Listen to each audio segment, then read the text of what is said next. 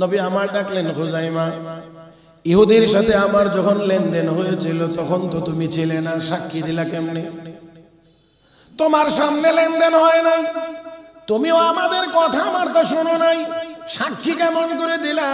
বিশ্ব নবীর সাহাবী বলেন, ইয়া রাসূলুল্লাহ, ইয়া হাবিবাল্লাহ, নবী গো, আপনার দরবারে বসে থাকি, আর এই বসা থাকা অবস্থায় আপনি আরশে আজিমের খবর আমাদেরকে শোনান, আপনি আমাদেরকে আখিরাতের কথা শোনান, আল্লাহর পক্ষ থেকে ওহী নাজিল হয়েছে, এই কথাগুলো আমাদেরকে শোনান। আমরা সেই কথাগুলো যদি বিশ্বাস করতে পারি তাহলে এই লেনদেনের ক্ষেত্রে আপনি সত্যবাদী, এই কথা আরো আগে বিশ্বাস করতে পারি। আল্লাহ নবী বললেন, সাহাবী, আমার প্রতি তোমার এত অগাধ বিশ্বাস, এত মহব্বত আর এত ভালোবাসা, এই জন্য এই মুহূর্তে এসে তুমি ইহুদির বিপক্ষে দাঁড়িয়ে আমার পক্ষে সাক্ষী দিলা। সাহাবীরে, আমিও তোমাকে পুরস্কার ছাড়া ফেরত দিতে চাই না, আমিও ঘোষণা করলাম, মান শাহিদা লাহু খুজাইমা ফাহুয়া লাহু হাসাবু, যে কোনো মামলার বিষয়ে খুজাইমা যদি একা তুমি সাক্ষী দাও, অন্য দুইজনের সাক্ষীর যতটুকু মূল্যায়ন তোমার একার সাক্ষী ততটুকু পরিমাণ মূল্যায়ন হবে। من شرور أنفسنا ومن سيئات أعمالنا، من يهده الله فلا مضل له ومن يضلله فلا هادي له، وحبيبنا ومولانا محمدا عبده ورسوله الذي أرسله بالحق بشيرا ونذيرا وداعيا إلى الله بإذنه وسراجا منيرا، صلى الله تعالى عليه وعلى آله وأصحابه وبارك وسلم تسليما كثيرا. أما بعد، فأعوذ بالله من الشيطان الرجيم، بسم الله الرحمن الرحيم. إن الله يأمركم أن تؤدوا الأمانات إلى أهلها وإذا حكمتم بين الناس أن تحكموا بالعدل، إن الله نعم ما يعظكم به، إن الله كان سميعا بصيرا.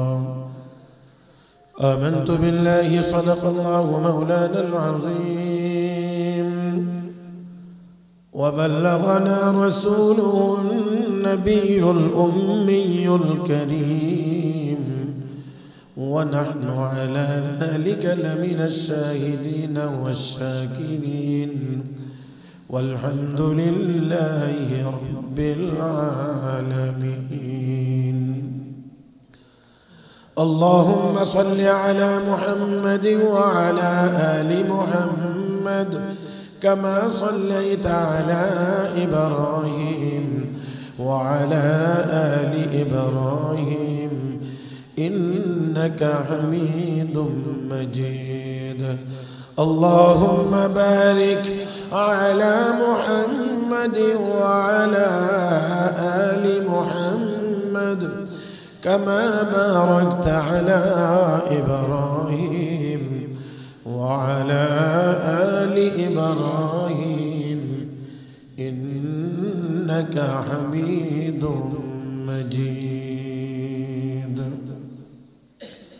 محترم মুসল্লিয়ান کرام, আল্লাহ রাব্বুল আলামিনের দরবারে শুকরিয়া আদায় করছি, যিনি আমাদেরকে অত্যন্ত দয়া করে, মায়া করে, মেহেরবানি করে পবিত্র জুমার দিনে জুমার নামাজ আদায়ের উদ্দেশ্যে মসজিদে আসার বসার তৌফিক দান করেছেন। মোহাব্বতের সাথে সবাই উচ্চ আওয়াজে পড়ি আলহামদুলিল্লাহ। সূরা নিসার 58 নম্বর আয়াত কেন নাজিল হয়েছিল, কোন প্রেক্ষাপটে নাজিল হয়েছিল, সেই কথাগুলোই আমরা শুনতেছিলাম। রাসূল আরবি সাল্লাল্লাহু আলাইহি ওয়াসাল্লাম মক্কা বিজয়ের পরে যখন কাবা শরীফে গিয়ে প্রবেশ করতে চাইছিলেন, তখনও সেই কাবা ঘরের চাবি সেই কুফরি জামানাতে যেই লোকটা ছিল সেই লোকটার কাছেই কাবা শরীফের চাবি ছিল। লোকটির নাম ছিল উসমান ইবনে তলহা। সেই উসমান ইবনে তলহাকে আল্লাহর নবী বলেছিলেন, চাবি দাও, আমি আল্লাহর ঘরে প্রবেশ করব।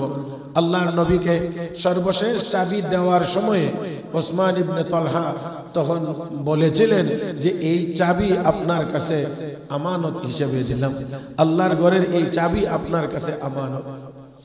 রাসূল আরবি সাল্লাল্লাহু আলাইহি ওয়াসাল্লাম কাবা ঘরের ভিতরে প্রবেশ করলেন, কাবা ঘর পবিত্র করলেন। যেই মূর্তিগুলো দাঁড়ানো ছিল সবগুলোকে আল্লাহর নবী নিজ হাতে অপসারণ করলেন। মন ভরে রাহমাতুল লিল আলামিন নবী মুহাম্মদুর রাসূলুল্লাহ সাল্লাল্লাহু আলাইহি ওয়াসাল্লাম আল্লাহর ঘরে ইবাদত বندگی করলেন, কান্নাকাটি করলেন। কারণ আল্লাহর ঘর আল্লাহর জন্যই সম্পূর্ণরূপে খালি হয়েছে, মুক্ত হয়েছে। এই জন্য রাহমাতুল লিল আলামিন আল্লাহর দরবারে শুকরিয়া আদায়ের নিমিত্তে অনেক দোয়া মুনাজাত করেছেন, কান্নাকাটি করেছেন। মুহতারাম হাজরিন, এবার বেরিয়ে যখন আসলেন তখন এই চাবি নেওয়ার জন্য বা চাবি রাখার জন্য একাধিক প্রার্থী ছিল। সাইয়েদনা হযরত আলী কাররামাল্লাহু ওয়াজহা তিনি বলছিলেন, ইয়া রাসূলুল্লাহ, এখন থেকে চাবি আমার কাছে থাকবে, আমার হাতে দেন, আমি এই খেদমত এখন থেকে আঞ্জাম দেব। হযরত আব্বাস রাদিয়াল্লাহু তাআলা আনহু নবীর চাচা তিনি বলছিলেন, কাবা ঘরের অনেক খেদমত আমরা আগে থেকেই আঞ্জাম দিয়ে আসছি। আমরা হাজীদেরকে পানি পান করাইতাম, আমরা আরো অন্যান্য কাজ করতাম, এইরকম অন্যান্য কাবার খেদমত আমরা আঞ্জাম দিয়েছি। ইয়া রাসূলুল্লাহ, ইয়া হাবিবাল্লাহ, এখন এই চাবিটা আমার কাছে দেন, এখন থেকে এই খেদমতটা আমি করতে চাই। তাহলে হযরত আব্বাস রাদিয়াল্লাহু তাআলা তিনিও চাবি চান, হযরত আলী রাদিয়াল্লাহু তাআলা তিনিও চাবি চান। আর ওসমান ইবনে তলহা যার কাছে চাবি ছিল তার কাছে তো দেওয়ার সময়, সে চাবি দেওয়ার সময় বলছিল যে আল্লাহর ঘরের চাবি আপনার কাছে আমানত হিসেবে দিলাম। এখন এই চাবিটা নবী কার কাছে দিবেন? বিশ্বনবী রাহমাতুল লিল আলামিন যখন উপস্থিত এই সমস্যার সম্মুখীন, আল্লাহ রাব্বুল আলামিন তখন এই উপস্থিত সমস্যার সমাধান দিয়ে কোরআনের আয়াতের বিধানকে কিয়ামত পর্যন্ত চালু রেখে আল্লাহ রাব্বুল আলামিন সূরা নিসার 58 নম্বর আয়াত আল্লাহ নাযিল করেছেন। আয়াত যখন নাযিল হয়েছে, ইন্নাল্লাহা ইয়া'মুরুকুম আন তুআদ্দুল আমানাতি ইলা আহলিহা, নিশ্চয় আল্লাহ তোমাদেরকে নির্দেশ দিচ্ছেন আমানত সমূহকে তার হকদার পাওনাদারের কাছে ফিরিয়ে দেওয়ার জন্য, পৌঁছিয়ে দেওয়ার জন্য। আল্লাহর নবী তখন ওসমান ইবনে তলহাকে ডাকলেন, ওসমান, এই নাও তোমার কাছে চাবি দিলাম। শুধু দিলাম নবী বলছেন এটা না, রাহমাতুল লিল আলামিন বলেন, হে ওসমান, শুধু চাবি দিয়েছি এতটুকু না, তোমার হাতে চাবি দিয়েছি তো দিয়েছি, কিয়ামত পর্যন্ত তুমি এবং তোমার বংশের লোকের হাতে এই চাবি থাকবে, কোন জালেম ছাড়া এই চাবি তোমার কাছ থেকে কেউ কেড়ে নিতে পারবে না।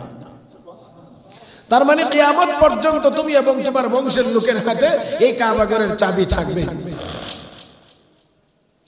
চাবি পাইয়া ওসমান চাবি নিয়ে চলে যায়। রাহমাতুল লিল আলামিন এবার তাকে ডাকলেন, আবার ডাকলেন, ওসমান। তো ওসমান ইবনে তলহা আবার এসেছে। তোমার কি সেই কথা মনে আছে, মক্কার জীবনে আমি একবার তোমার কাছে কাবা ঘরের চাবি চেয়েছিলাম? সেই কথাটা কি তোমার স্মরণ আছে? আমি আল্লাহর ঘরের ভিতরে গিয়ে একটু ইবাদত বندگی করতে চেয়েছিলাম, অত্যন্ত বিনয়ের সাথে তোমার কাছে গিয়ে চাবি চেয়েছিলাম, কিন্তু তুমি অত্যন্ত শক্ত ব্যবহার আমার সাথে করেছিলা। সেই কথাটা কি তোমার স্মরণ আছে? জি হ্যাঁ, স্মরণ আছে। ওই দিনকে আমি বলেছিলাম যে ওসমান, ওই দিন তোমার কাছে কেমন লাগবে যেই দিন এই কাবা ঘরের চাবি আমার হাতে আসবে? হ্যাঁ বলেছিলেন। তাহলে কি সেই কথা বাস্তবায়ন হয়েছে? সেই কথা কি সত্য প্রমাণিত হয়েছে? জি হ্যাঁ হয়েছে। ওসমান, তুমি দেখেছো এখানে আমার চাচা এই চাবি নেওয়ার জন্য প্রার্থী ছিলেন, আলী প্রার্থী ছিল এই চাবিটা নেওয়ার জন্য, কিন্তু আল্লাহ রাব্বুল আলামিন কোরআনে আয়াত নাজিল করে জানায়া দিয়েছেন চাবিটা তোমার কাছে দেওয়ার জন্য। অতএব কিয়ামত পর্যন্ত কোরআনের আয়াতের বিধান যেহেতু কিয়ামত পর্যন্ত কার্যকরী, অতএব চাবি তুমি এবং তোমার বংশের লোকের হাতেই থাকবে। দারুল উলুম দেওবন্দ মাদ্রাসার দীর্ঘ 56 বছরের প্রিন্সিপাল হযরত আকদাস মাওলানা কারি তৈয়ব সাহেব রাহমাতুল্লাহি আলাইহি লিখেন, এই পর্যন্ত সৌদি আরবে 20 বার বিপ্লব সংগঠিত হয়েছে, 20টি পরিবর্তন হয়েছে, কিন্তু কাবা শরীফের চাবি এখনো পর্যন্ত সেই উসমান ইবনে তালহার বংশধরদের হাতেই আছে। কোন পরিবর্তন? কারণ এই চাবি নিতে যে যাবে সেই জালিম। কারণ নবী বলছেন চাবি দিলাম তোমার কাছে, তোমার কাছ থেকে কোন জালেম ছাড়া এই চাবি কেড়ে নিবে না। তাহলে যেই নিতে যাবে কোরআন বলবে, হাদিস বলবে যে সে কি জালেম।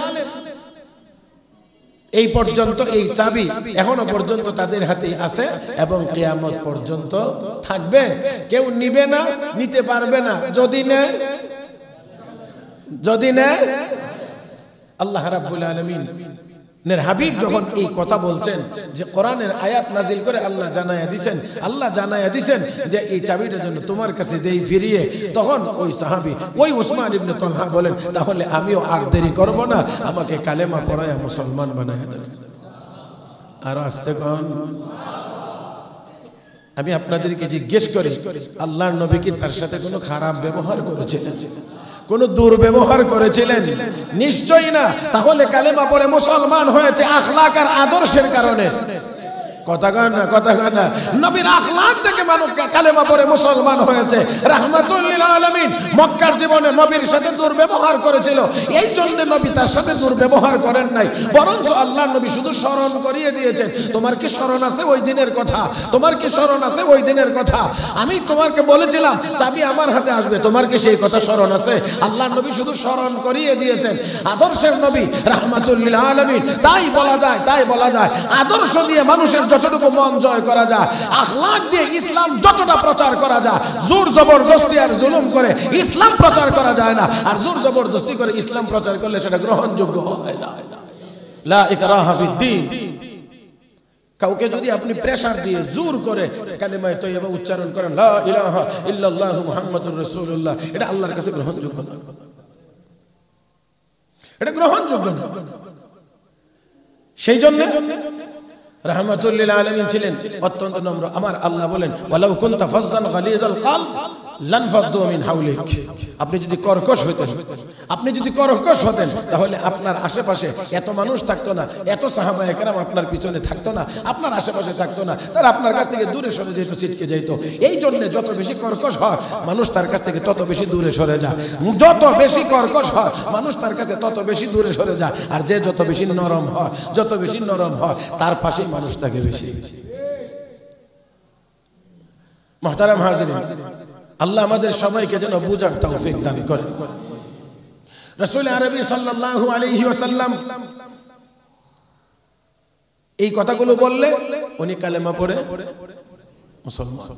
মুসলমান হওয়ার পরে একটি কথা খুব গুরুত্ব সহকারে তিনি বলেছেন, ইয়া রাসূলুল্লাহ একটি কথা বলতে চাই। বলে কি কথা? কথাটা হলো ওই যে মক্কার জীবনে আপনি যেদিন বলছিলেন চাবি আপনার কাছে একদিন যাবে, তখনই আমার শতভাগ বিশ্বাস হয়ে গিয়েছিল অবশ্যই কাবা ঘরের চাবি আপনার হাতে যাবে, কারণ আপনি জীবনেও কোনোদিন কোনো মিথ্যা কথা বলেন নাই। অতএব এই কথাও মিথ্যা হইতে, নবী জীবনেও কোনোদিন মিথ্যা কথা বলেন। আর আমরা জীবনে কয়টা সত্য কথা বলছি এটা খোঁজার দরকার। নবী জীবনেও মিথ্যা কথা বলেন নাই। নবীর উম্মত আমরা অনেকে জীবনে কয়টা সত্য কথা বলছি এটা এখন খুঁজে দেখার দরকার। কোরআন ও হাদিস বলে হালাল খাও সব সময়, হারামের কাছেও যায় না। এখন আমাদের অনেকের খোঁজা উচিত জীবনে হালাল কদ্দুর খাইছি।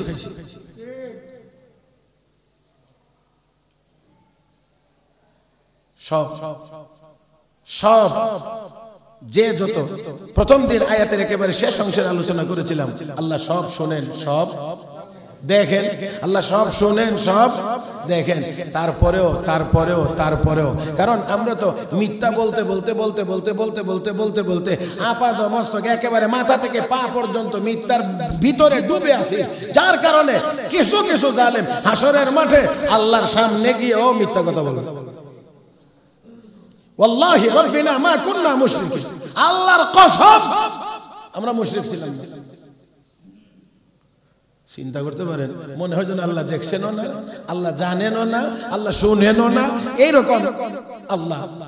মুহতারাম হাজিরিন, মুহতারাম হাজিরিন, রাসূল আরবি সাল্লাল্লাহু আলাইহি ওয়াসাল্লামের সাহাবীরা পাহাড়ের উপরের দিকে উঠতেছিলেন, পাহাড়ে চড়তেছিলেন। তো উপরের দিকে উঠলে সুন্নাত হলো আল্লাহু আকবার বলা, উপরের দিকে উঠলে আল্লাহু আকবার বলা। এবং সাহাবায়ে কেরাম বলতে গিয়ে একটু জোরে বলছেন আর কি, আল্লাহু আকবার, খুব বেশি জোরে। আল্লাহর নবী শুনছেন, শুননা কো ইরবাউ আলা আনফুসিকুম, নিজেদের নফসের উপরে, নিজেদের উপরে একটু রহম করো, একটু রহম করো। ফাইন্নাকুম লা তাদউনা আসাম্মা ওয়ালা গায়িবান, তোমরা যাদের যে আল্লাহকে ডাকছো সেই আল্লাহ গায়েব না, অনুপস্থিত না, সেই আল্লাহ বয়রাও না যে জোরে না ডাক দিলে শুনবে। কথা বুঝেন নাই?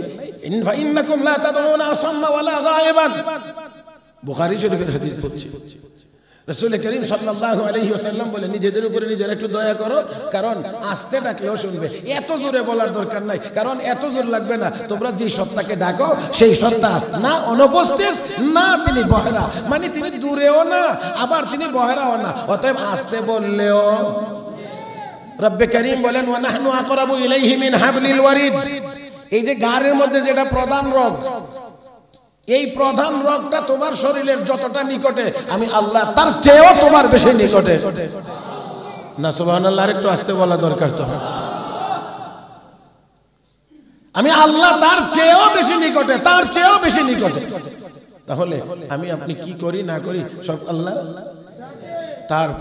তারপরেও কিতাবে লিখে যে ওই যে কিছু কিছু জালিমরা হাসরের দিনও বলবে, আল্লাহি রাব্বিনা মা কুননা মুশরিকিন, হে আমাদের রব, কসম করে বলছি আমরা মুশরিক ছিলাম না, আমরা এটা করি নাই, আমরা ওইটা করি নাই। হ্যাঁ, তখন আমার আল্লাহ বলবেন, ঠিক আছে, ঠিক আছে, আপাতত তোর জবানও বন্ধ।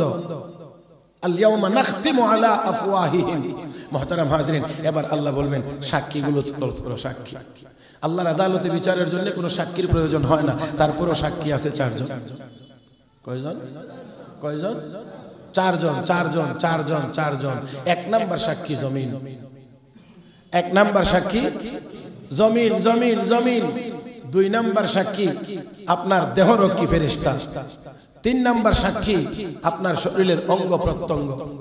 চার নাম্বার সাক্ষী তৈরি করা আমলনামা। কয়টা? কয়টা? চারটা। হ্যাঁ, সাক্ষী তো দুইটা হইলেই চলে, একটা হলেও কখনো চলে। ও মুসলমান, কখনো বলছি, এটা আবার সব ক্ষেত্রে না, এটা আবার সব ক্ষেত্রে না আমার ভাইয়েরা। এটা রাসূলের বিশেষ সাহাবী, রাসূলের বিশেষ সাহাবী হযরত খুযাইমা ইবনে সাবিত রাদিয়াল্লাহু তাআলা আনহুকে আল্লাহর নবী বলেছেন, সাহাবী তুমি একলা সাক্ষী দিলে দুইজনের সমান। এটা আবার এমনি পাইছেন না, এটার জন্য একটা বিষয় আছে। আল্লাহর নবীর সাথে এক ইহুদির লেনদেন ছিল। তো ইহুদি নির্দিষ্ট তারিখের আগে চলে আসছে, লেনদেন ছিল কথার কথা আগামী মঙ্গলবার। ইহুদি আইসা বলছে আজকে শুক্রবার। কথা বুঝছেন না? আইসা বলতেছে আমার রওনা দেন, আমার টাকা দেন। টাকা তো আজকে দেওয়ার কথা না, মঙ্গলবারে দেওয়ার কথা। না আজকে দেওয়ার কথা না, মঙ্গলবারে দেওয়ার কথা। আল্লাহর নবী বলছেন নীরব, অত্যন্ত নম্রতার সাথে, ও ভাই তুমি মনে হয় ভুলে গেছো তারিখ, তোমার সাথে তো আমার কথা ছিল মঙ্গলবারে দেওয়ার, তুমি তো আজকে চলে এসেছো। এবার সে আওয়াজ গরম, আওয়াজ বড় হচ্ছে। এমনি হযরত খুযাইমা বিন সাবিত রাদিয়াল্লাহু তাআলা আনহু সামনে গিয়ে দাঁড়ায় কই, ইহুদি তুই মিথ্যাবাদী, আমার নবী সত্যবাদী। কি পরিমাণ বিশ্বাস! তুই মিথ্যাবাদী, আমার নবী সত্যবাদী। নবী আমার ডাকলেন ইহুদি, নবী আমার ডাকলেন খুযাইমা। ইহুদির সাথে আমার যখন লেনদেন হয়েছিল তখন তো তুমি ছিলে না, সাক্ষী দিলা কেমনে?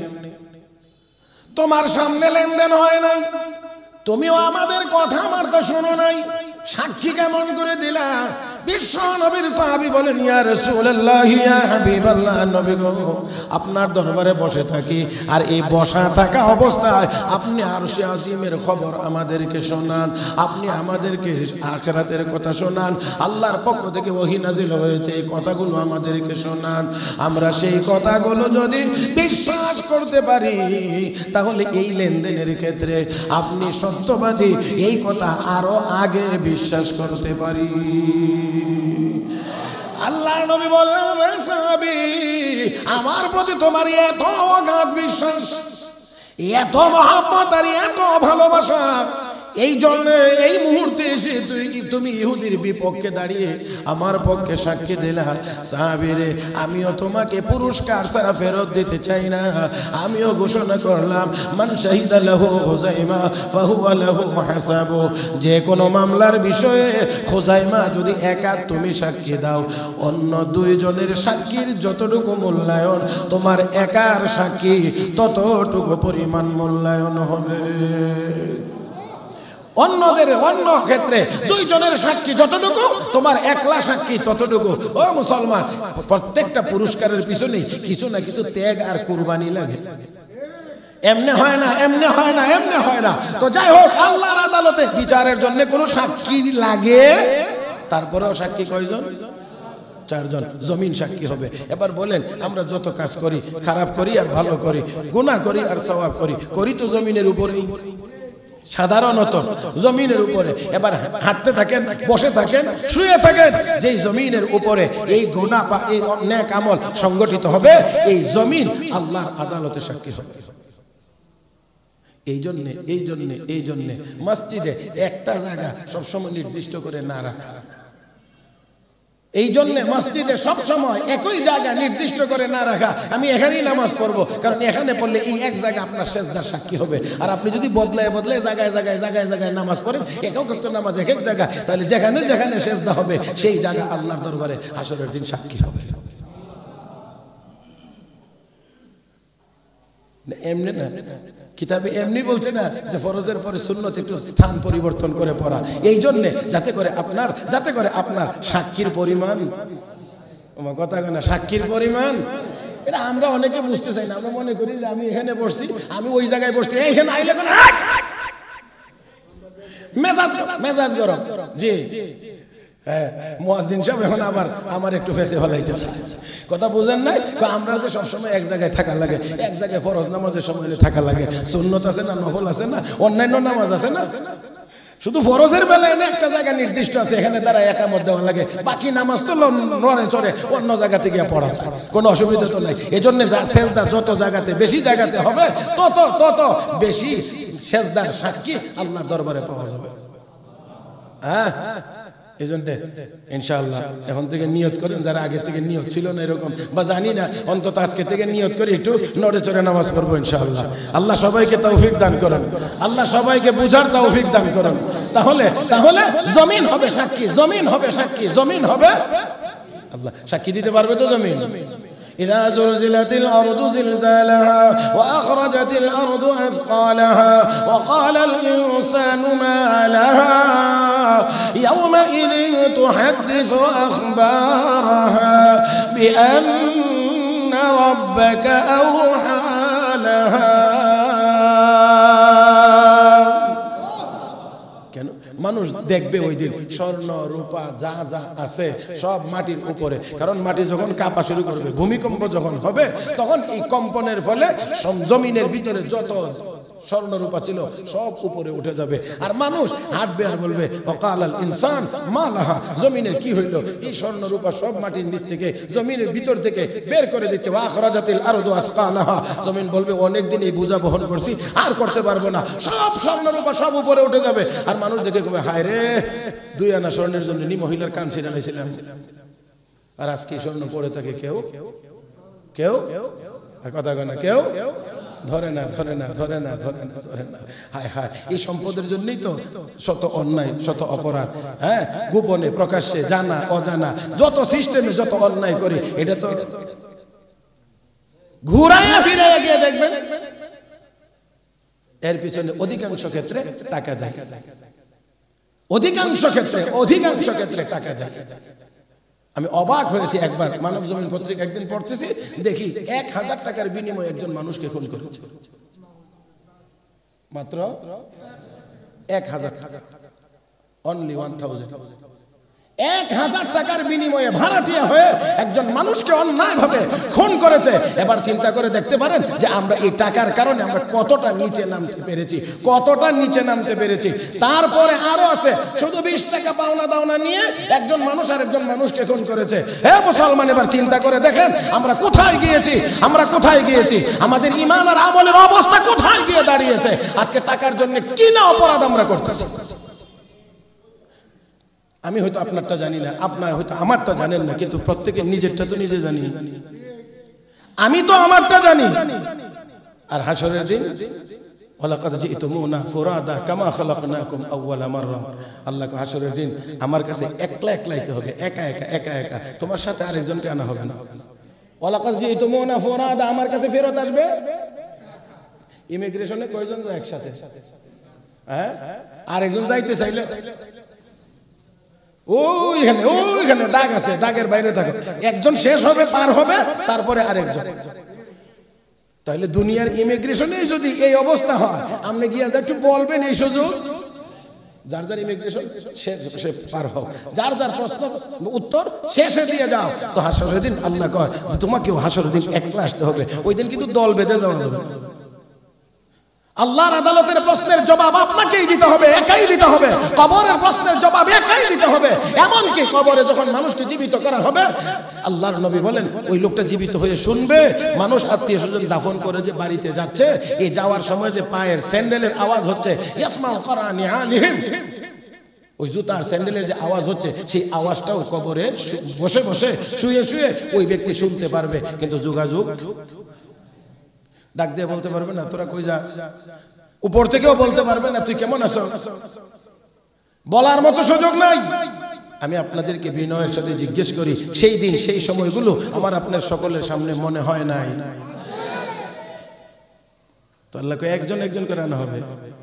কামা খালাকনাকুম, যেমন করে আমি তোমাকে একলা একলা পাঠাইছি দুনিয়াতে, একা একজন একজন একজন একজন করে দুনিয়াতে পাঠাইছি, আবার আমার কাছে একজন একজন করে আনা হবে। তোমারটা তোমার, তোমারটা তোমার, তোমারটা তোমার। হাসরের দিন কেউ কারো হবে না, কারো কাছে থাকবে না। রব্বে কারীম সব জানায়া দিয়েছেন, ইয়াউমা ইয়াফিরুল মারউ মিন আখিহি ওয়া উম্মিহি ওয়া আবিহি ওয়া সাহিবাতিহি ওয়া বানিহি লিকুল্লি ইমরিইন মিনহুম ইয়াউমাইযিন শা'নুন ইউগনি ওয়াজুহু ইয়াউমাইযিন মুসফিরা দাহিকাতুন মুস্তাবশিরা ওয়া ওয়াজুহু ইয়াউমাইযিন আলাইহা গাবারা তারহাকুহা কাতারা উলাইকা হুমুল কাফারাতুল ফাজারা।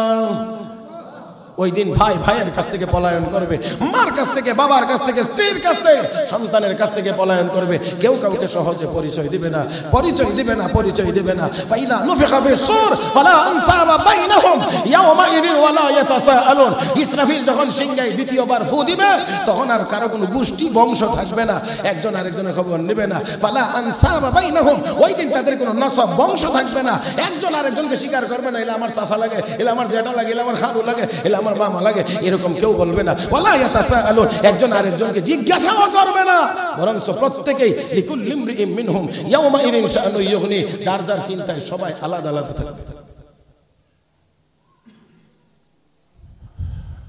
আজকে একজনকে দেখে উনি আমার খুব হিতাকাঙ্ক্ষী, উনি আমার খুব দরদি, উনি আমাকে খুব শেল্টার দেবে, উনি আমাকে সহযোগিতা করবে, সেই জন্য আমরা অনেকে অনেক কাজ করে বসি, ঠিক না? আল্লাহ আমাদেরকে হেফাজত করুন, আল্লাহ আমাদেরকে হেফাজত করুন, আল্লাহ আমাদেরকে হেফাজত করুন। প্রথম সাক্ষী, প্রথম সাক্ষী কয় না, প্রথম সাক্ষী জমিন, জমিন, জমিন, জমিন। মুহতারাম হাজরিন, মুহতারাম হাজরিন, তাহলে জমিন ওই দিন সাক্ষী দিবে কেমনে? বলছিলাম স্বর্ণরূপা পরে থাকবে, মানুষ বলবে কি হইল, আর ইয়াউমাইযিন তুহাদ্দিসু আখবারাহা, জমিন সব সংবাদ প্রকাশ করে, সব সংবাদ প্রকাশ করে দিবে। কোন সাহেব কোন জায়গায় কি কি কাম করছে, ইমাম সাহেব কোথায় করছে, খতিব সাহেব কোনানে করছে, মুয়াজ্জিন সাহেব কোথায় করছে। আগে আমরারে কই, তারপরে আপনারা কইলে সুবিধা নাকি?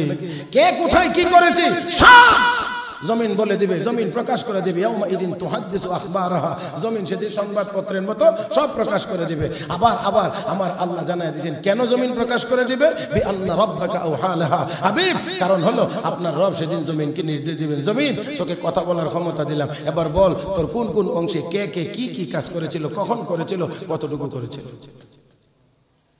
বাঁচা যাবে তো না? অন্ধকার হইলে বাঁচা যাবে? হ্যাঁ, নীরবে হইলে বাঁচা যাবে? কেউ দেখছে না এমন জায়গা হইলে বাঁচা যাবে?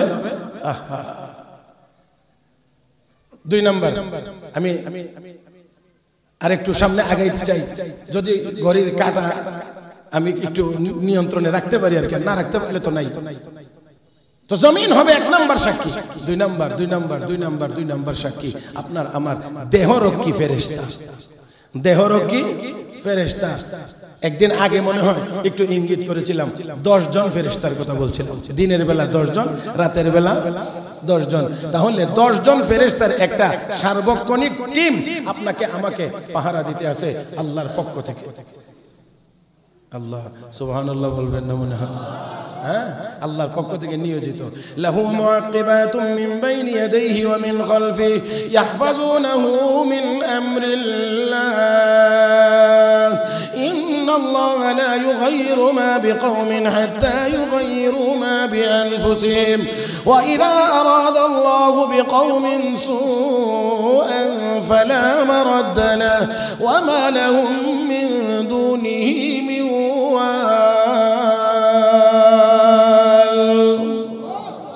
আল্লাহকে একের পর এক অবতরণকারী ফেরেশতা আছে, যেই ফেরেশতারা তার সামনে এবং পিছনে থেকে বিভিন্ন রকমের বিপদ আপদ থেকে তাকে হেফাজত করেন। এই 10 জন ফেরেশতার কথা খেয়াল আছে আমারও, সুবিধা মতো একদিন এই 10 জনের বিবরণটা আপনাদেরকে আবার স্মরণ করায় দেব। ওই তো অনেক আগে আলোচনা হয়ে থাকলে থাকতে পারে, বাকি আবার আপনাদেরকে একটু স্মরণ করায় দেব। তাহলে এই দেহরক্ষী ফেরেশতা সাক্ষী, এরারে তো কিছু ঘুষ টুস দিলে একটু বদলায় সাক্ষী দেওয়ানো যাবে, কথা না? হ্যাঁ মুহতারাম হাজিরিন, তাহলে এই দুনিয়াতে মিথ্যা সাক্ষী দেওয়ানো যায়, মিথ্যা কথা বলানো যায়, টাকার বিনিময়ে, পয়সার বিনিময়ে, কিন্তু আল্লাহ রাব্বুল আলামিনের ফেরেশতারা তারা কিন্তু এই কাজ করবে। এজন্য আল্লাহ রাব্বুল আলামিন বলেন, ইয়া আইয়ুহাল্লাযীনা আমানু কু আনফুসাকুম ওয়া আহলিকুম নারা ওয়াকুদুহান নাস ওয়াল হিজারা আলাইহা মালাইকাতুন গিলাযুন শিদাদ লা ইয়াসুনাল্লাহা মা আমারাহুম ওয়া ইয়াফআলুনা মা ইউমারুন। আল্লাহ যা বলবেন তাই করবে, তার ব্যতিক্রম তারা করবে না। অতএব আল্লাহর ফেরেশতারা এরা ঘুষ টুস খাওয়ার কোনো দরকারও তো নাই, কারণ এদের কোনো পেট নাই বলতে কি বুঝছেন? মানে খাবারের কোনো চাহিদা নাই। তাহলে ওরা ঘুষ টুস খাইতে বাজাবে কেন? আর আমরাই বা ঘুষ দেওয়ার টাকা পাইবে কথা কয় না? হ্যাঁ, আপনিই বা পাবেন কোথায়? আমার ভাইয়েরা একটু খেয়াল করেন, আমাদের যে মুদ্রা, আমাদের যে টাকা, কারেন্সি, এটা ইন্ডিয়ার পিলারটা পার হইলে আর চলে না। পিলারটা পার হইলে চলে না। এখন তারপরে গিয়ে কি করতে হয়? এখানে ওই পিলার পার হওয়ার আগে এটারে বদলায়া রুপিয়া বানাইতে হয় না? রুপিয়া বানাইতে হয়। আপনি যদি পাকিস্তানের বর্ডার ক্রস করেন, তো ক্রস করার আগে আপনার এই টাকাকে আবার ইন্ডিয়া গেলে রুপি বানাইতে হয়, পাকিস্তান গেলে রুপিয়া বানাইতে হয়, সৌদি আরব গেলে রিয়াল বানাইতে হয়, মালয়েশিয়া গেলে রিঙ্গিত বানাইতে হয়, ইংল্যান্ডে গেলে পাউন্ড বানাইতে হয়, আমেরিকা গেলে, ও বাবা এটা আমার থেকে বেশি জানি সবাই, আমেরিকা গেলে ডলার বানাইতে হয়। তো দুনিয়াতেই তো আপনারটা এক বর্ডার, এক পৃথিবী, একটা ভূখণ্ড, এর ভিতরে একটু সীমানা দেওয়া আছে আর কি, আমরা নিজেরা তৈরি করা সীমানা। এই সীমানা ভারলে কোনো এটা অসল। তো আপনি ফেরেশতারা দেওয়ার মতো এই মুদ্রায় কারেন্সি পাইবেন কোথায়? দিতেন কি, দিবেন কি? কাজেই ওই দিন কোনো কিছু লেনদেন চলবে না, যেটা চলবে সেটা হলো আমলের লেনদেন চলবে। কি চলবে? আমলের লেনদেন চলবে। মুহতারাম হাজিরিন, তাহলে ফেরেশতারা 2 নাম্বার সাক্ষী। 3 নাম্বার, এটা খুব ভালো করে আর একটু বেশি করে স্মরণ রাখা দরকার। 3 নাম্বার সাক্ষী, 3 নাম্বার সাক্ষী, আমি আবারও বলছি, সবার খুব ভালো করে স্মরণ রাখা উচিত। 3 নাম্বার সাক্ষী হলো আমার আপনার শরীরের অঙ্গ প্রত্যঙ্গ, যেইগুলোকে বলি আমার হাত, হাত, জবান, চোখ, পা। আমার সারা জীবন বলছি আমার হাত, হ্যাঁ অবশ্যই কিছুদিনের জন্য, হ্যাঁ এটা আমার হাত আমার পা, এটার উপকর্তে আমার হাত আমার পা, যেগুলোকে আমার আমার আমার সারা জীবন আমার আমার বললাম, আল্লাহ রাব্বুল আলামিন সেইগুলোকে দিয়েই আপনার আমার পক্ষে বা বিপক্ষে আল্লাহ তাদেরকে সাক্ষী হিসেবে সাব্যস্ত করবেন, তারাই সাক্ষী। اليوم نختم على أفواههم وتكلمنا أيديهم وتشهد أرجلهم بما كانوا يكسبون। আল্লাহ রাব্বুল আলামিন বলেন জবান বন্ধ হয়ে যাবে, এবার হাত সাক্ষী দেবে, পা সাক্ষী দেবে, অন্যান্য অঙ্গ প্রত্যঙ্গ কথা বলবে। ও মুসলমান, ও মুসলমান, যে যা কিছুই করে থাকি না কেন সব কিছু তো শরীরের অঙ্গ প্রত্যঙ্গ দিয়েই করেছি, তাহলে আর বাঁচার ব্যবস্থা কোথায়? শরীরের অঙ্গ প্রত্যঙ্গই তো আল্লাহর কাছে বলবে আল্লাহ আমাকে ব্যবহার করে এই কাজ করেছে, অমুক কানে করেছে, অমুক দিন করেছে, আল্লাহ আমাকে দিয়ে করেছে, জবান দিয়ে করেছে, হাত দিয়ে করেছে, পা দিয়ে করেছে, সবগুলোর সাক্ষী তো স্বয়ং অঙ্গ প্রত্যঙ্গ। তাহলে বাঁচার কি ব্যবস্থা আছে? এই যে অঙ্গ প্রত্যঙ্গগুলো, এবারে আসেন আয়াতের সাথে একটু মিলানোর চেষ্টা করি। আয়াতের ভিতরে আল্লাহ রাব্বুল আলামিন বলেন ইন্নাল্লাহা ইয়া'মুরুকুম আন তু'আদ্দুল আমানাতি ইলা আহলিহা, নিশ্চয় আল্লাহ রাব্বুল আলামিন নির্দেশ দিচ্ছেন তোমাদেরকে আমানত সমূহকে তার তার হকদারের কাছে, পাওনাদারের কাছে পৌঁছিয়ে দেওয়ার জন্য। আল্লাহ রাব্বুল আলামিন এখানে আমানতকে আমানাত বহু বচন ব্যবহার করেছেন। ও মুসলমান, এর ভিতরে মুফাসসিরিন কেরাম লেখেন বহু আমানত, এর মধ্যে একটি হলো মাথা থেকে পা পর্যন্ত শরীরের সবগুলো অঙ্গ প্রত্যঙ্গ আমার আল্লাহর পক্ষ থেকে আমাদের কাছে আমানত। আমার আপনার কাছে সবগুলো আমানত। এই জন্য কবি বড় সুন্দর করে বলেছেন ই আমানত চাঁদে রোজা নজদে মাস্ত, ই আমানত চাঁদে রোজা নজদে মাস্ত, দর হাকিকত মালিকে হর শে খুদাস। এইগুলো আপনার আমার কাছে অঙ্গ প্রত্যঙ্গগুলো আমানত, প্রকৃত মালিক, প্রকৃত মালিক আল্লাহ আল্লাহ আল্লাহ। তো আল্লাহ যদি প্রকৃত মালিক হন তাহলে যে কোনো সময় চাইলেই আমার আপনার নিয়ন্ত্রণের বাহিরে নিয়ে যাইতে আর দুনিয়াতেই তো আমরা দেখি একটু স্ট্রোক করলেই হাত অবশ, নাহলে পা অবশ, না হইলে এটা সমস্যা, না হয় ওইটা সমস্যা, একটু স্ট্রোক করলেই দেখা যায় অবশ হয়ে যায়, অচল হয়ে যায়। মুসলমান প্যারালাইসিস হইলে চলে না, অচল। তাহলে বোঝা গেল আমার আপনার শরীরে থাকতেই অনেকগুলো আমার আপনার নিয়ন্ত্রণের বাহিরে চলে যায়। তাহলে আল্লাহ বুঝাইয়া দিতে চান বান্দা যত কিছুই করিস না কেন তুই তোর শরীরটা নিয়েও বাহাদুরি দেখাস না, কারণ এটাও আমার দেওয়া, এটার উপরেও আমার নিয়ন্ত্রণ। আস্তে কর, এই তোর শরীরের উপরেও আমার নিয়ন্ত্রণ আছে আছে। এটা মাঝে মাঝে একটু বুঝাইতে গিয়া আল্লাহ একটু জ্বর 100-র উপরে উঠাই দিলে, 100-র উপরে উঠলে শুরু হয়ে যায় প্রাথমিক। আর যদি 104-এর উপরে যায় তো অবস্থা বেশি খারাপ, হ্যাঁ তাই না? তাহলে একটু, আর যদি সাথে যদি মনে করেন মানে একটু ঘন ঘন ওয়াশরুমে যাওয়া লাগে একটু কয়েকবার, তারপরে তো দৌড়ে নেওয়া লাগে 2-4 বার 5 বার যদি ওয়াশরুমের সাথে যাওয়া লাগে আর কি, আর 2-1 বার বমি টমি যদি আর একটু সাথে থাকে তো তার উপায়ই নাই। আল্লাহ এই মাঝে মাঝে এগুলো দিয়া বোঝা যে তোর শরীরের নিয়ন্ত্রণ আসলে সবটা তোর না, তোর শরীরের উপরেও নিয়ন্ত্রণ আমি আল্লাহ, আমি আল্লাহ, আমি আল্লাহ। ইন্নাল্লাহা ইয়া'মুরুকুম আন তু'আদ্দুল আমানাতি ইলা আহলিহা, আল্লাহ রাব্বুল আলামিন নির্দেশ দিচ্ছেন আমানত সমূহকে তার হকদারের কাছে পৌঁছিয়ে দেওয়ার জন্য। ও মুসলমান, হাত আমানত, পা আমানত, জবান আমানত। মুসলমান লক্ষ্য করে দেখেন হযরতে বেলাল কালো ছিলেন না সুন্দর ছিলেন? কালো। দুনিয়ার বেলাল চামড়াগত দিক দিয়ে কালো ছিলেন, এত সুশ্রী সুন্দর ছিলেন না। হযরতে বেলাল কালো। হযরত ওমর ফারুক রাদিয়াল্লাহু তাআলা আনহু এই কালো ব্যক্তিটাকে একদিন কালো বলেছিলেন, কালো বেলাল।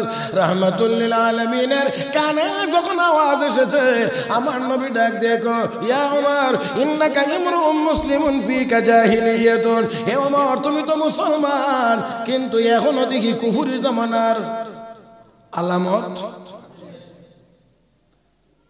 কালো বেলালকে কালো বলছে, সুন্দরটারে কালো বলছে। কালোটারে কালো বলার কারণে নবী কো মুসলমান তো তুমি, কিন্তু কুফরি জামানার বদ অভ্যাস দেখি এখনো। তোমার এতটুকুতে আবার ভুল বুঝবেন, আমরার মতো না। অসতর্কতা বশত হয়তো বলে ফেলেছেন, কিন্তু অনুশোচনা আর তওবার পরিমাণ তো এর চেয়ে যদ্দূর সামান্য ত্রুটি হয়েছে, এর চেয়ে 1000 গুণ বেশি পাওয়ারফুল তওবা। হযরত ওমর ফারুক রাদিয়াল্লাহু তাআলা আনহু সাথে সাথেই ফিরে আসলেন, বেলালের কাছে বলছেন, হয়তো বেলাল ক্ষমা করো, আর না হয় তোমার যা বলার যা করার তুমি তা করো, তবু আমার ক্ষমা নিতে হবে।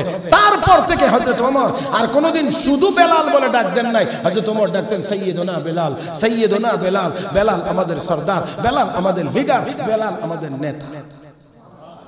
তারপরে আর কোনোদিন বেলালই বলেন না, সাইয়্যিদুনা বেলাল বলতেন, সরদার বেলাল, সাইয়্যিদুনা বেলাল। তাহলে কি পরিমাণ সংশোধন হয়েছেন ও মুসলমান। ও দূর কথা, আর আমরা কত কথা বলি আর কত কাজ করি, আবার অন্যায় অপরাধ করে গুনার কাজ করে, হ্যাঁ, আবার গর্ব করে এসে বলি করছি আসবে। হ্যাঁ, মনে রাখতে হবে, মনে রাখতে হবে, মনে রাখতে হবে, এই জবান কিন্তু আপনার। আল্লাহ স্মরণ করে দেন, আলাম নাজআল লাহু আইনাইন ওয়া লিসানান ওয়া শাফাতাইন। বান্দা চোখ দুইটা দেই নাই আমি, ঠোঁট দুইটা আমি দেই নাই, জবান কি আমি দেই নাই? সব কে দিয়েছে? এগুলো আমার আপনার কাছে আমানত। আমানত মনে রাখবেন, ফিকহের মাসআলা হলো আমানতের জিনিস ব্যবহার করা যায় না। আমানতের জিনিস ব্যবহার করা যায় না। হ্যাঁ, ততটুকু করতে পারবেন মালিকের পক্ষ থেকে যতটুকুর অনুমতি আছে। তাহলে এবার বলেন, কোরআনে ব্যবহার করলে মালিকের অনুমতি কোন জায়গায় আছে আর কোন জায়গায় নাই, এটা আমার মনে হয় বেশি বুঝায় বলার অপেক্ষা রাখে না। এক কথায় যদি বলি, কোন গুনাহের কাজে শরীরের কোন অঙ্গ ব্যবহার করা যাবে না। এখানে মালিকের কোনো অনুমতি নাই, ওই নাই বলেই এখানে গেলে গুনাহ হয়। আর আছে অনুমতি, পায়ে হেঁটে পা দিয়ে কোথায় যাইবা? নামাজে যাইবা, তোমার কামাই রোজগারে যাইবা, আত্মীয় স্বজনের বাড়িতে যাইবা, বৈধ যে কাজগুলো আছে সেইগুলোতে ব্যবহার করবা। জবানকে ওই কাজে আমার ইবাদতের কাজে ব্যবহার করবা। মুহতারাম হাজিরিন, তাহলে আমানতের সুরক্ষা হবে, আর না হয় আমানতের খেয়ানত হবে। তো আল্লাহ রাব্বুল আলামিন বলেন, আমানত সমূহকে তার তার হকদারের কাছে ফিরিয়ে দাও। আজকে এতটুকু পর্যন্তই, তারপরে ইনশাআল্লাহ পরবর্তী কথাগুলো আগামী জুমা থেকে ইনশাআল্লাহ বলার চেষ্টা করব। যা বলছি শুনছি, ভুলভ্রান্তি হয়ে থাকলে আল্লাহ যেন ক্ষমা করে দেন। আমলযোগ্য কথাগুলোর উপর আল্লাহ যেন আমলের তৌফিক দান করেন। আমিন ইয়া রাব্বাল আলামিন। সুবহানাকাল্লাহুম্মা বিহামদিক, আশহাদু আল লা ইলাহা ইল্লা আনতা, আস্তাগফিরুকা ওয়া আতুবু ইলাইক, ওয়া আখিরু দাওয়ানা আনিল হামদুলিল্লাহি রাব্বিল আলামিন।